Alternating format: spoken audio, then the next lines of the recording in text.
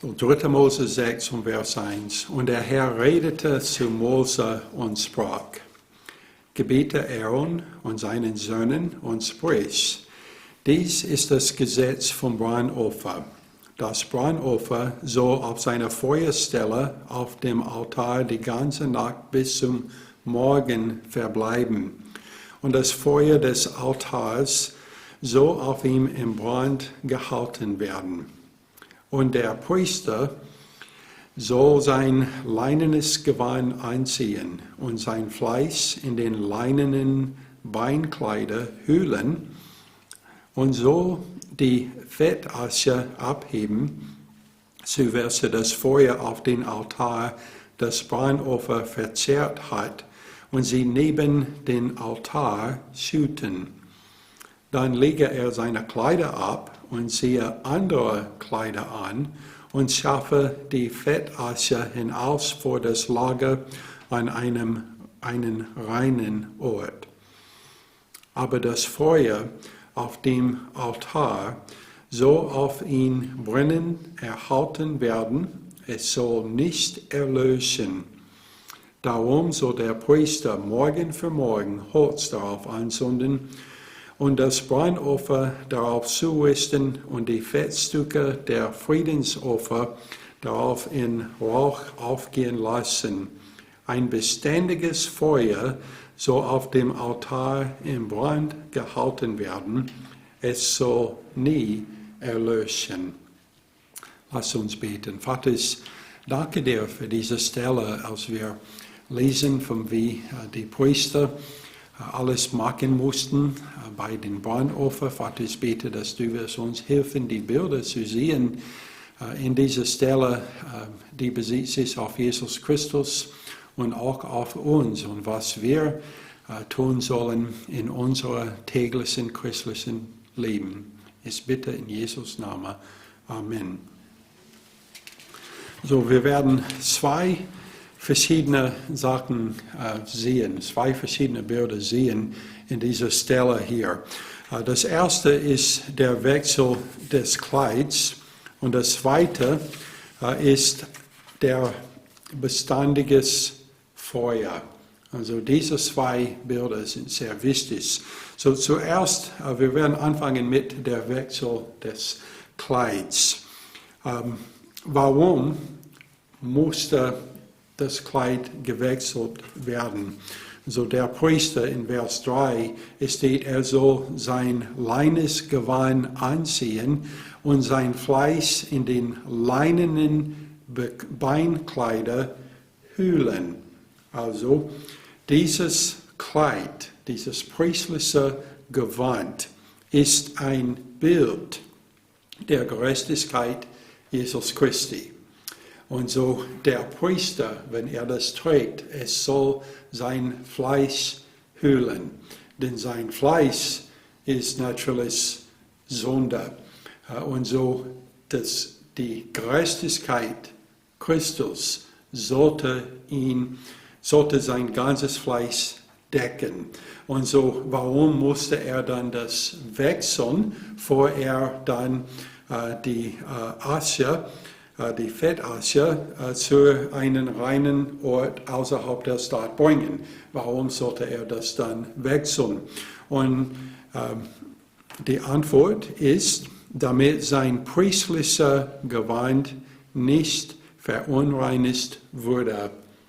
Denn Heiligkeit oder den Heiligtum, also alles, was heilig war, dürften nicht das Unreines oder Unheiliges treffen. Also die können nicht zusammenkommen. Und so, wenn er nimmt trägt den priestlichen Gewand außerhalb den Tempel, dann geht er zu den unreinen, durch den unreinen Stadt, so außerhalb der Stadt, dann wurde sein priestlicher Gewand verunreinigt. Aber es ist ein Bild von der Gerechtigkeit Jesus Christus. So es darf nicht verunreinigt werden. Und so er musste dann das wechseln.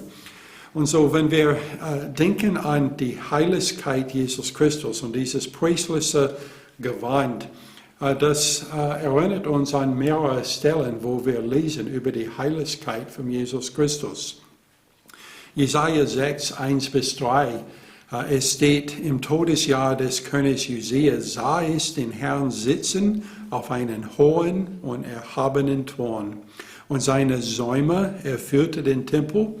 Seraphim standen über ihm, jeder von ihnen hatte 6 Flügel. Mit 2 bedeckten sie ihr Angesicht, mit 2 bedeckten sie ihre Füße und mit 2 flogen sie. Und einer rief den anderen zu und sprach, Heilig, heilig, heilig ist der Herr der Herrscher. Die ganze Erde ist erfüllt von seiner Herrlichkeit. Wir wissen vom Neuen Testament, dass es war Jesus Christus, das Jesaja gesehen hat auf den Thron. Und er war so heilig, dass selbst die Seraphim, die da vor ihm waren, mussten bestimmte Sachen machen, denn sie dürften ihr Angesicht nicht zeigen. Aber wo sie, wir würden sagen, die am heiligsten vom Engel wären, die mussten mit 2 Flügeln ihr Gesicht decken, mit 2 ihre Füße decken und mit 2 fliegen sie, denn ihre Füße dürften nicht treten auf den heiligen Boden. Und das hilft uns zu verstehen, wie heilig Jesus Christus ist. Habakkuk 1, Vers 13, es steht, deine Augen sind so rein, dass sie das Böse nicht ansehen können.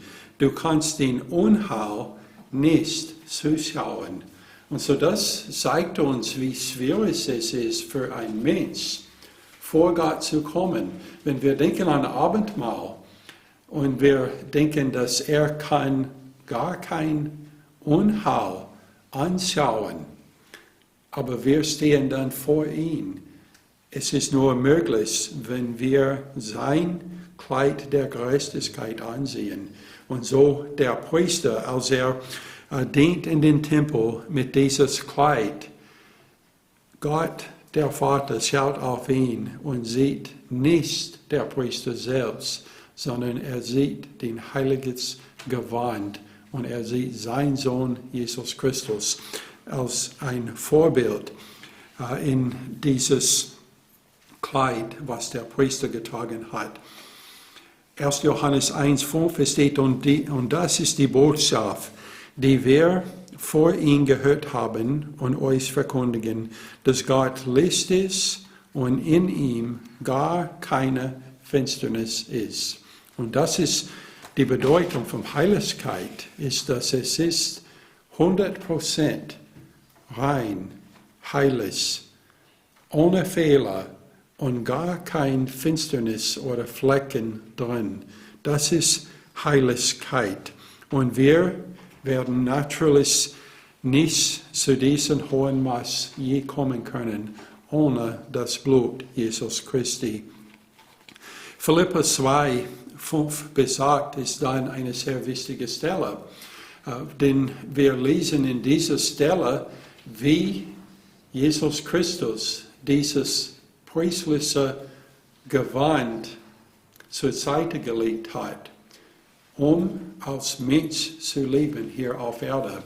Also er hat nie gesündigt, er hat unsere Sünde getragen, aber das könnte er nicht machen und gleichzeitig sein priestliches Gewand tragen. Und so es steht in Philipper 2, 5-8, denn ihr sollt so gesinnt sein, wie es Christus Jesus auch war, der, als er in der Gestalt Gottes war, es nicht wie ein Raub festhielt, Gott gleich zu sein, sondern er entäußerte sich selbst, nahm die Gestalt eines Knechtes an und wurde wie die Menschen und in seiner äußeren Erscheinung als ein Mensch erfunden.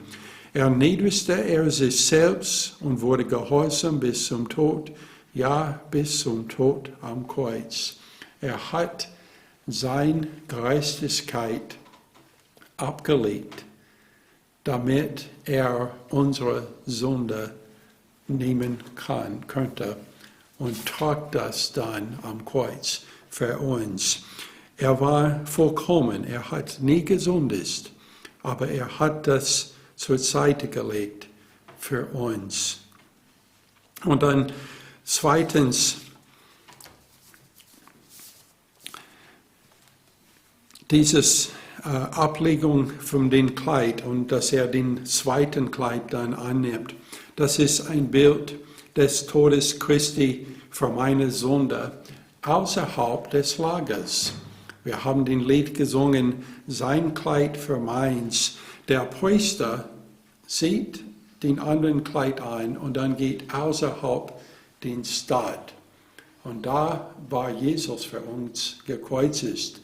Nicht mit seinem priestlichen Gewand, das hat er oder zur Seite gelegt, wie wir sehen in anderen Stellen, wo er hat ein Kleid getragen, der als nur ein Stück war. Und die Soldaten haben Lose geworfen für dieses Kleid. Das hat Jesus auch als ein Symbol abgelegt und dann er steht da am Kreuz und er trägt unsere andere Kleidung, unsere Ungerechtigkeit an den Kreuz. 1. Petrus 2, Vers 24 steht, er hat unsere Sünden selbst an seinen Leib getragen auf dem Holz, damit wir den Sünden gestorben, der Gerechtigkeit leben mögen. Durch seine Wunden seid ihr heil geworden. Also er hat unsere Sünde getragen und er gibt uns seine Gerechtigkeit.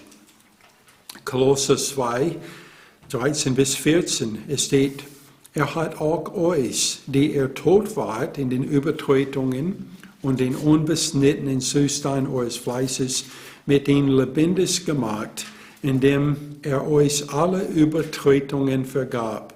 Und er hat die gegen uns gerichtete Schuldschrift ausgelöst, die durch Satzungen uns entgegenstehen, und hat sie aus dem Weg geschafft, indem er sie ans Kreuz heftete.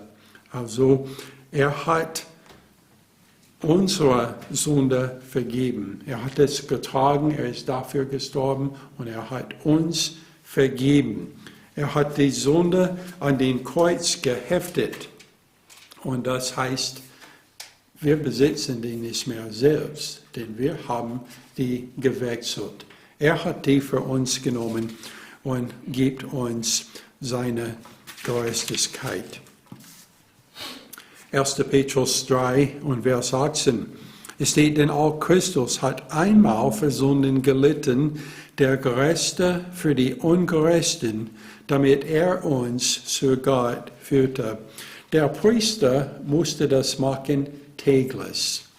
Er hat täglich sein priestliches Gewand getragen, während er den Brandopfer geopfert hat. Und dann er hat täglich den Kleid gewechselt und den Asche außerhalb der Stadt gebracht. Jesus, der hat es nur einmal getan.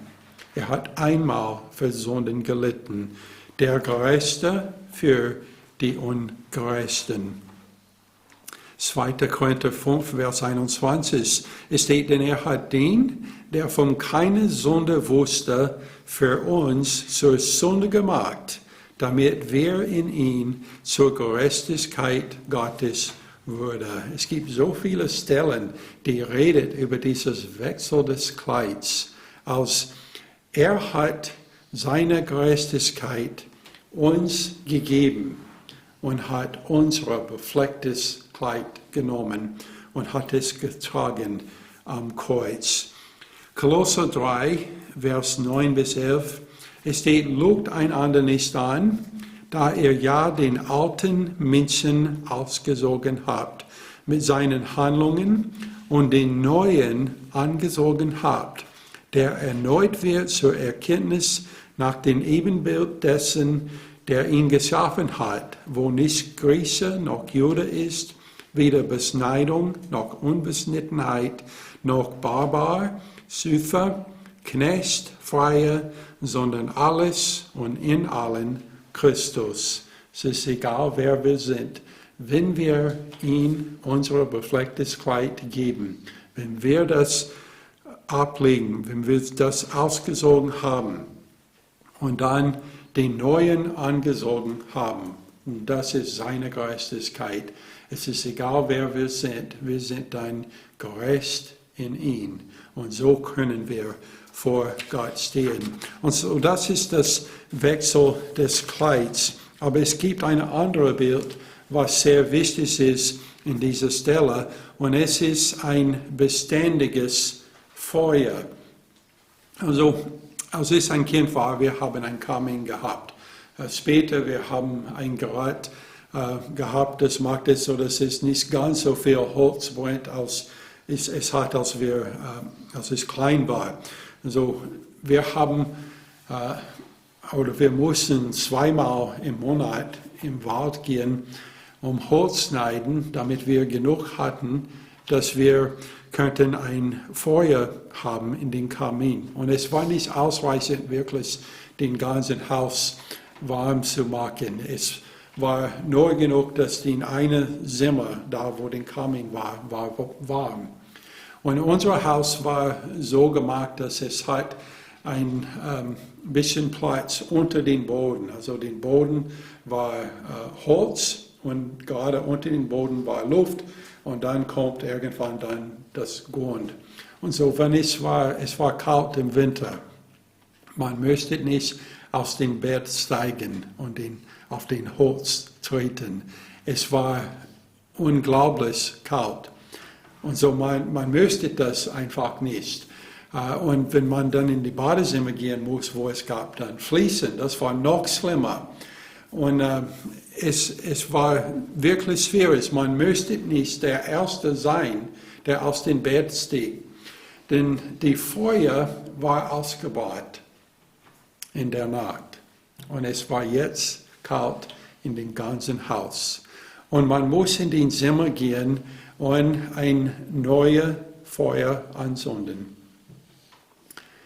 Wenn es gab ein bisschen übrig von den Abend davor, es macht es viel leichter.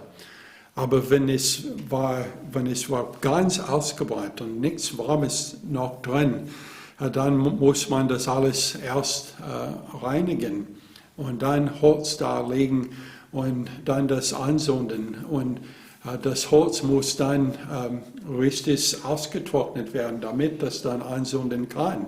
Wenn man versucht, nur mit einem Streichholz grüne Holz anzuzünden, das funktioniert gar nichts. Und so, wir haben immer dieses Teile vom Kieferbäume, also wenn die Kiefer gefallen wurde und dann das Rest bleibt da für eine lange Zeit, also mehrere Jahre. Es ist dann so etwas geworden, was ist sehr leicht anzuzünden. Und so, wir haben das immer gesucht im Wald und haben diese geschnitten in sehr kleine Teile. Und wir haben die dann unter den Holz gelegt und haben die angezündet. Und die Hoffnung war dann, dass die waren lang genug brennen, dass dann das andere Holz wird auch dann anfangen zu brennen. Es war sehr viel Arbeit, den neuen Feuer jeden Tag anzuzünden. Aber da war eine Lösung von Gott gegeben. Und diese Lösung war, dass es sollte ein beständiges Feuer geben. Und dieses beständiges Feuer wurde erst angezündet in 3. Mose 9, Vers 22 bis 24. Es steht, danach streckte Aaron sein Hand aus zu dem Volk hin und segnete es. Und er stieg herab, nachdem er das Sündopfer, das Brandopfer und das Friedensopfer dargebracht hatte. Also er hat alle diese Opfer dargebracht, aber war bis jetzt kein Feuer auf den Altar. Und es steht, und Mose und Aaron gingen in die Stiftshütte hinein, Und als sie wieder herauskamen, segnete sie das Volk. Da erschien die Herrlichkeit des Herrn dem ganzen Volk, und es ging Feuer aus von den Herrn und verzehrte das Brandopfer und die Fettstücke auf dem Altar. Als das ganze Volk dies sah, jubelten sie und fielen auf ihr Angesicht. Also das Feuer wurde von Gott angezündet und es dürfte nicht erlöst werden. So dass Jahren später, man könnte immer noch sagen, dass dieses Feuer, was da brennt, kommt von Gott.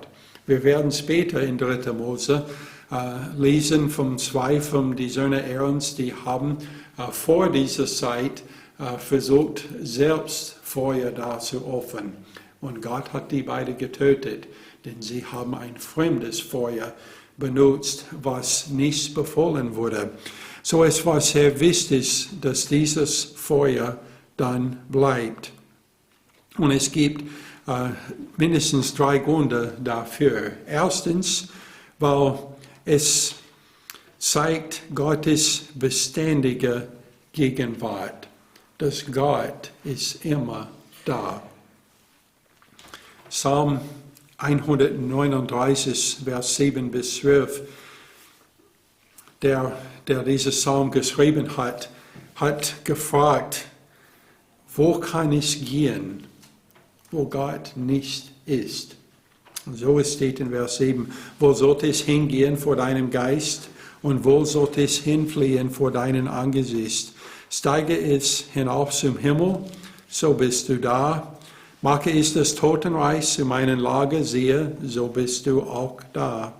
Nehme ich Flügel der Morgenröte und ließe mich nieder am äußersten Ende des Meeres, so würde auch dort deine Hand mich führen und deine Rechte mich halten.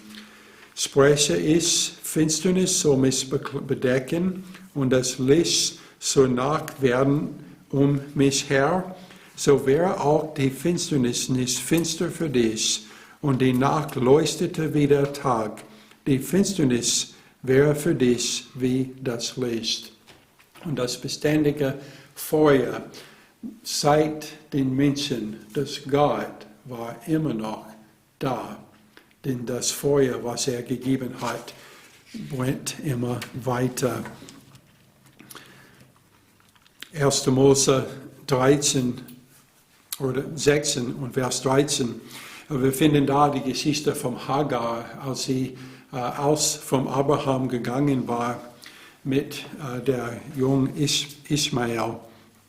Und es steht, und sie nannte den Namen des Herrn, der mit ihr redete, du bist der Gott, der mich sieht. Also eigentlich, sie hat ihn die 2 hebräische Worte El Roi genannt. Also El für Gott und Roi, der mich sieht. Indem sie sprach, habe ich hier nicht dem nachgesehen, der mich sieht. Wenn man sieht ein beständiges Feuer, man denkt daran, dass der Herr ist hier und er sieht mich, er sieht, was ich tue. Und das war sehr wichtig für die Priester. Dann im Neuen Testament, Hebräer 13, Vers 5, wir lesen, dass er selbst gesagt hat, ich will dich nicht aufgeben und dich niemals verlassen. Und so dieses beständiges Feuer redet über seine Gegenwart, dass er ist immer bei uns. Wie man liest auch in Psalm 23 und Vers 4. Und wenn ich auch wanderte durchs Tal des Todesschattens, so fürchte ich kein Unglück, denn du bist bei mir, dein Stecken und dein Stab, die trösten mich. So der beständige Feuer zeigt der beständige Gegenwart von Gottes. Dann auch der beständige Feuer zeigt der beständige Bedarf der Sonne. Dass Menschen sind immer Sünder und die brauchen ständig die Söhnung, die man hat in Jesus Christus. In Römer 7, Paulus redet über seinen eigenen Zustand. Und wenn wir denken an Paulus, wir denken an jemanden, der ist so ein Glaubensheld. Aber wenn er redet über sich selbst, wir sehen, dass er selbst wusste, dass er hat einen beständigen Bedarf der Sünde. Er sagt, ich finde also das Gesetz vor, wonach mir, der ich das Gute tun will, das Böse anhängt. Denn ich habe Lust an dem Gesetz Gottes nach den inneren Menschen. Ich sehe aber ein anderes Gesetz in meinen Gliedern, das gegen das Gesetz meiner Gesinnung streitet und mich gefangen nimmt unter das Gesetz der Sünde, das in meinen Gliedern ist.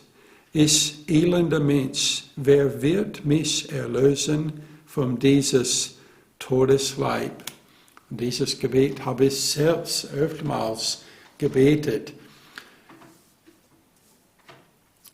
Herr, wer will mich befreien von dieses Leib, der so viele Probleme hat mit Sünde und mit Krankheiten und alles in dieser Welt? Wer wird mich befreien?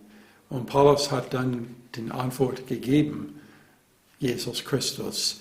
Der ist der uns befreit von diesem beständigen Bedarf wegen unserer Sünde.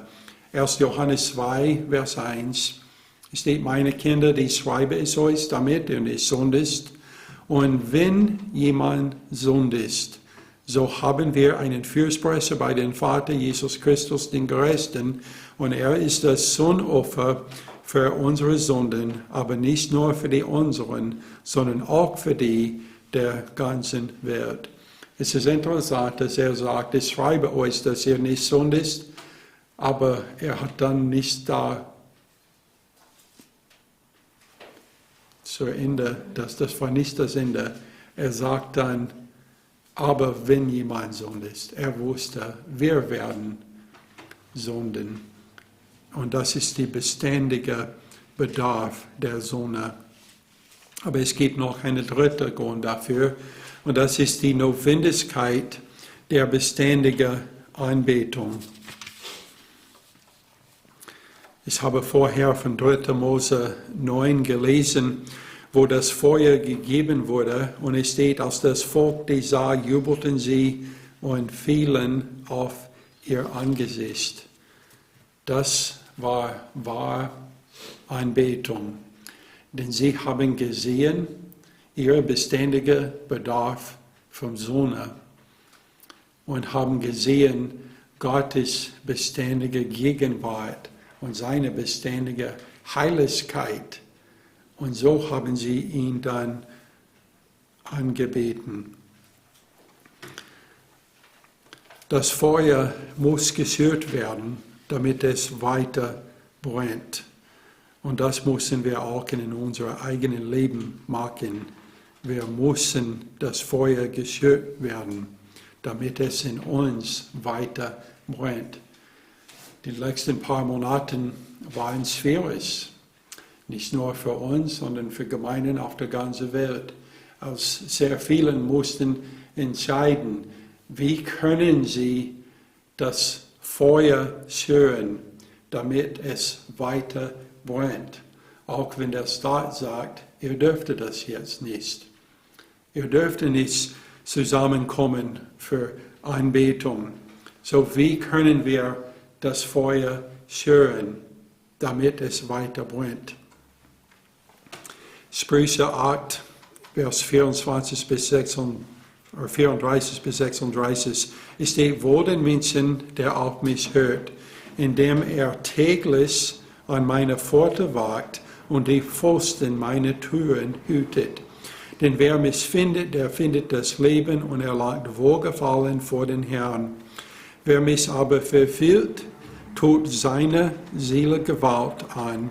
Alle, die mich hassen, lieben den Tod. Er sagt, täglich an meiner Pforte wachen. Das ist Sprüche 8, 34 bis 36. täglich an meiner Pforte wachen und Posten meine Tore hüten. Es ist etwas, was wir brauchen täglich. Psalm 55, 17 bis 18. David hat geschrieben, ich aber rufe zu Gott und der Herr wird mir helfen. Abends, morgen und mittags will ich beten und ringen, so wird er meine Stimme hören.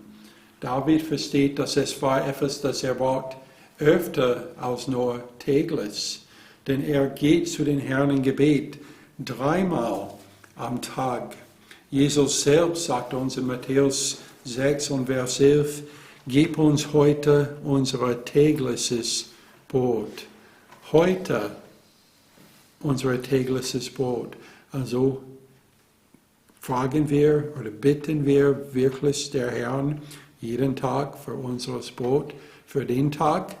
Oft, wir sagen nur Danke, denn wir haben das schon seit langem gehabt und wir haben einen Vorrat, dass wir müssen nicht denken, was werden wir haben heute zum Essen.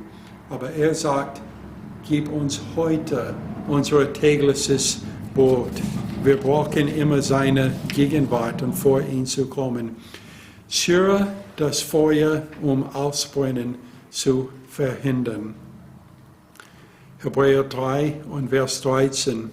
Ermahnt einander vielmehr jeden Tag, solange es heute heißt, damit nicht jemand unter euch verstockt wird durch den Betrug der Sünde. Also ermahnt einander jeden Tag. Das ist schwierig zu machen, wenn wir treffen nur einmal in der Woche. Aber es steht, dass wir sollen einander ermahnen jeden Tag. Das ist das beständige Brennen von dem Feuer.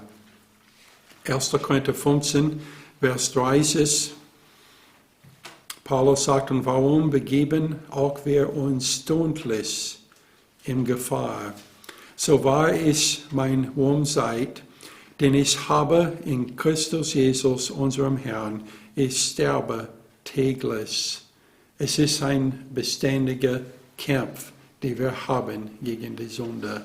Und wir brauchen das Feuer immer weiter zu schüren, damit es nicht ausbrennt. Und wie können wir das machen?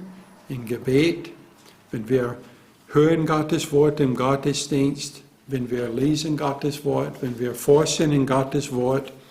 Das ist wie wenn wir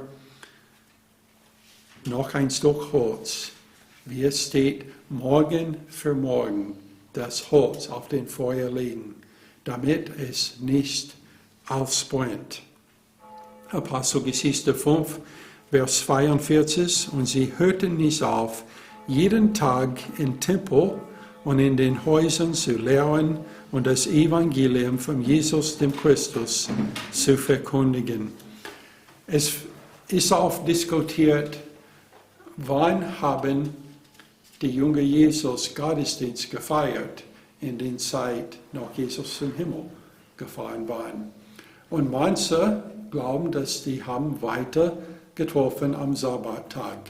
Denn man findet zum Beispiel, dass wenn Paulus geht in Philippi, er geht am Sabbattag zu dem Fluss und dort hat er Leute gefunden, die da versammelt waren, um zu beten. Natürlich, wir können auch daran schauen und sagen, das war aber die erste Verkündigung in den Stadt und die Leute, weil die Juden waren, sind am den Sabbattag getroffen. Aber wir finden dann, dass er hat in einer anderen Stelle gesagt, dass an den ersten Tag der Woche jeder sollte dann die Zehnte bringen. Und so wir verstehen auch von anderen Stellen und für Sachen außerhalb der Bibel, dass die an den ersten Tag der Woche Gottesdienst gefeiert hat, weil Jesus war auferstanden an dem Tag. Aber in 2 Versen Apostelgeschichte, wir lesen, dass die haben getroffen jeden Tag, um einander zu ermahnen, damit das Feuer nicht ausbrennt.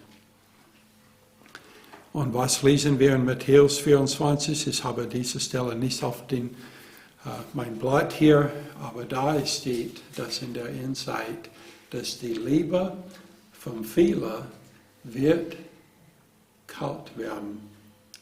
Und warum wird es so? Weil sie haben das Feuer nicht ständig geschürt, damit es weiter brennt. Und das müssen wir machen, damit wir nicht ausbrennen. Lass uns beten.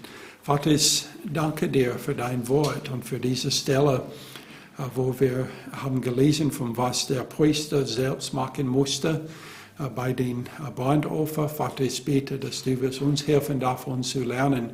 Erstens, was Christus für uns getan hat und dann auch, wie wir brauchen, beständig zu sein in Gebet und in Anbetung, damit das Feuer bei uns nicht ausbrennt. Ich bitte in Jesus' Namen. Amen.